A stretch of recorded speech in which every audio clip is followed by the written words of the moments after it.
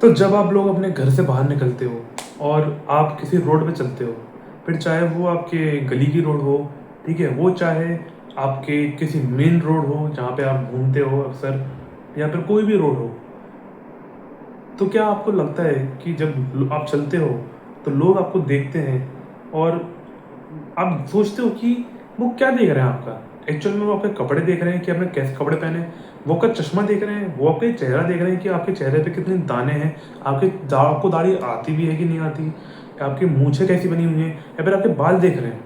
आखिर वो एक्चुअल में देख क्या रहे हैं? यही सब जो होता है, ये जो है फियर ऑफ जजमेंट का ये सबसे बड़ा उदाहरण है जो आपके सामने है, और जो मैं खुद फेस करता हूँ और जो आप लोग भी खुद फेस करते होगे कभी ना कभी। तो अब इसके बचा कैसे जा सकता है? देखो भाई, इससे बचने का सिंपल सा एक ही रीज़न है, ठीक है? एक रीज़न भी है और एक एडवाइस है। आपको इसको जैसे लेना है आप वैसे ले लो। रीज़न ये है कि देखो, सबसे पहले रीज़न समझो। तो जो रीज़न है वो ये है कि आप सोचो कि ये जो लोग हैं वो आपके लगते कौन हैं? ये आपके रिश्तेदार हैं, ठीक है? वैसे तो मेरे जो रिश्तेदार हैं वो भी मेरे से कभी कभार ही बात करते हैं, साल में एक बार उनसे मुश्किल से बात हो पाती है, एक बार होती नहीं है मेरे से उनसे बात। अगर पढ़ाई में, क्योंकि हम लोग जानते हैं ना, हमारा पढ़ाई चलता है, तो हमारी उनसे बात हो ही नहीं पाती है। बाकी अगर देखें तो ये है कौन हमारे? ना हमारे रिश्तेदार हैं, ना ही ये हमारे उन आखिरी समय में हमारे साथ में होंगे, क्योंकि जैसे मान लो आप मरने वाले हो, ठीक है, आप मर चुके हो, ये क्या आपको कंधा देने के लिए आएंगे?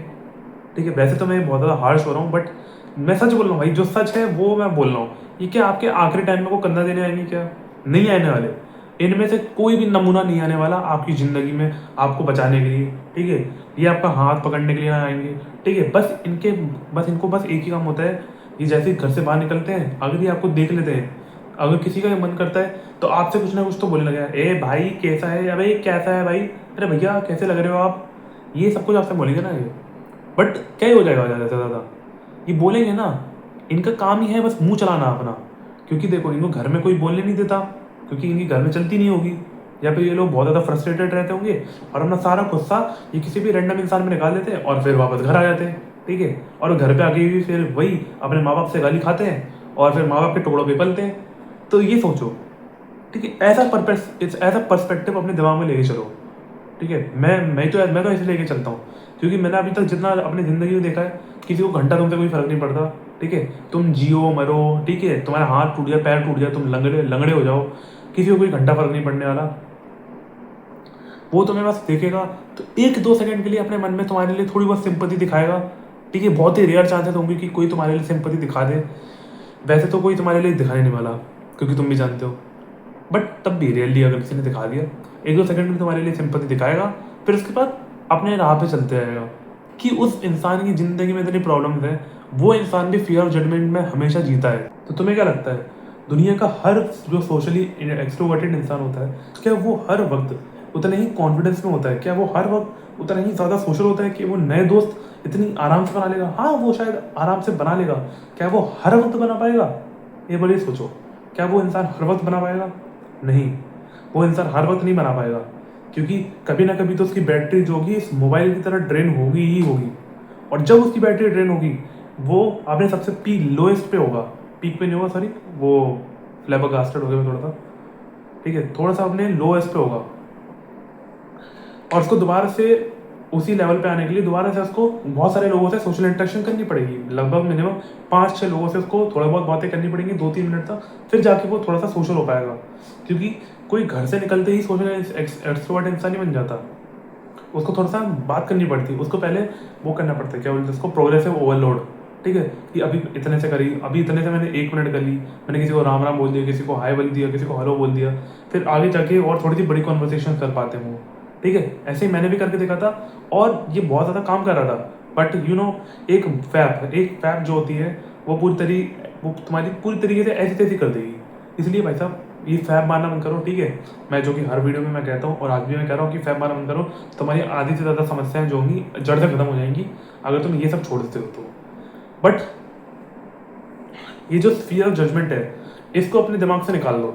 अगर तुम फियर ऑफ जजमेंट को अपने दिमाग से निकाल दोगे ना, भले ही तुमने फैप कराओ, तब भी तुम जो होगे कॉन्फिडेंट इतने होगे कि तुम अपने ऊपर भरोसा कर पाओगे, मतलब जहाँ तक मेरे को लगता है। क्योंकि आज मैंने मान लो मैंने कल स्वैप करा था सैटरडे को, जो कि थी 28 मार्च 2026 को। फिर मैंने 29 मार्च 2026 को मेरे को घर से बाहर निकलने का बिल्कुल मन नहीं हो रहा था। मैं 28 मार्च को भी नहीं निकला था, ठीक है, और मेरा 29 को भी निकलने का मन नहीं हो रहा था, जो कि था आज रात की बात मैं कर रहा हूँ अभी। बट तभी मैं निकल गया बाहर। और फिर मैं ये सोच रहा था कि ये है कौन, ये लोग मेरी ज़िंदगी में क्या मायने रखते हैं, कुछ मायने नहीं रखते। बस वही सोचा और मैं घूम के आराम से आ गया जितना मेरे को घूमना था, ठीक है। भले ही मैंने किसी से बात नहीं करी, बट कम से कम मैं घूम के तो आया ना। कुछ ना करने से अच्छा कुछ करना हो गया है ना, सच बताओ। तो बस यही है। आई नो ये रैंडम बहुत ज़्यादा वीडियो बनी है, क्योंकि देखो मैं कुछ स्क्रिप्ट लेके नहीं बैठता हूँ। मेरे मन में जो भी आता है वो मैं बोलते चले जाता हूँ, और मेरे हाथ पैर जैसे भी हिलते हैं अब वो तो मैं झेलना ही पड़ेगा भाई, अब इसका मैं कुछ कर नहीं सकता। और जहाँ तक रही बात मेरी कंसिस्टेंसी की, जो मैं वीडियोस बनाने की मैं बात कर रहा था कि मैं रोज़ वीडियोस बनाऊंगा जब नया मोबाइल आ जाएगा। तो देखो भाई अभी ये थोड़ा सा मुश्किल है, मतलब मेरे को सिर्फ 1.5 GB मिलता है, और 1.5 GB ये मोबाइल जो ये नया मोबाइल है ना Realme P4 5G, ये बहुत ज़्यादा जल्दी मेरा इंटरनेट खत्म कर देता है। तो इसको मैनेज करने के लिए मेरे को कुछ करना पड़ेगा, या तो मेरे को तगड़ा वाला रिचार्ज करवाना पड़ेगा, क्योंकि मैं हमारे घर पे वाईफाई लगा नहीं है। आई डोंट नो भाई क्यों नहीं लगवाया, बट तब भी 1.5 GB मिलती है।